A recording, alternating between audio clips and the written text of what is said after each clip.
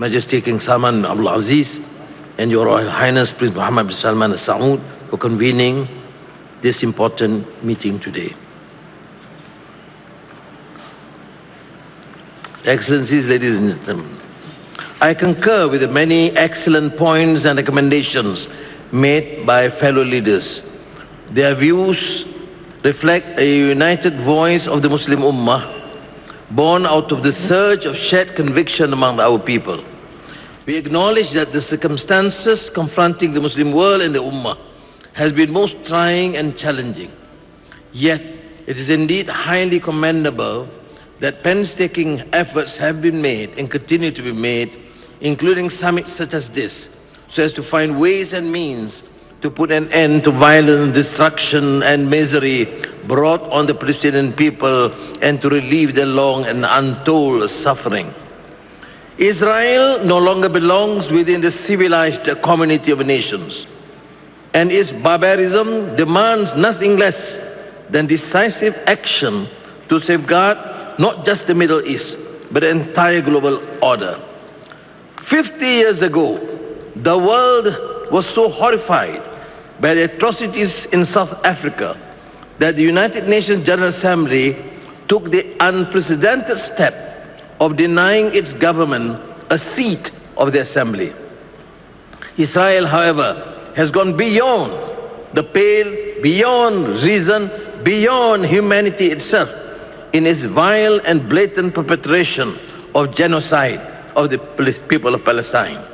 These cumulative acts of violence against an entire nation leaves us with no choice but to demand the swift and effective action of the international community, including embargo, suspension, and even expulsion. In its relentless campaigns, Israel has now struck at the very heart of the international community's lifeline for Palestine by targeting the United Nations Relief and Works Agency for Palestine refugees. By barring Anwar from operating, Israel is causing the collapse of the world's humanitarian response, cutting off the most basic means of survival in Gaza for those who have already lost so much. We must put an end to this continued senseless carnage and take immediate steps to furnish more effective protection for the UNRWA. We must accord better protection for the UN peacekeepers in Lebanon, comprising nearly 50 nations, including Malaysia, who have been attacked and terrorized by Israeli forces. The international community must act swiftly and forcefully. As an immediate measure, we must push, as Malaysia did at the UN General Assembly in September, to impose an immediate arms embargo against Israel. Nevertheless, the severity of Israel's assault on humanity's most basic rules of international compact deserves consideration of a more serious response. For the sake of not only the Palestinian but humanity itself, we must punish and deter Israel's repeated violations of international law and norms. We should therefore build a consensus towards suspending or even expelling Israel from the United Nations itself. Israel's trail of atrocities has already spread into Lebanon, Yemen, Syria, Iraq, and Iran.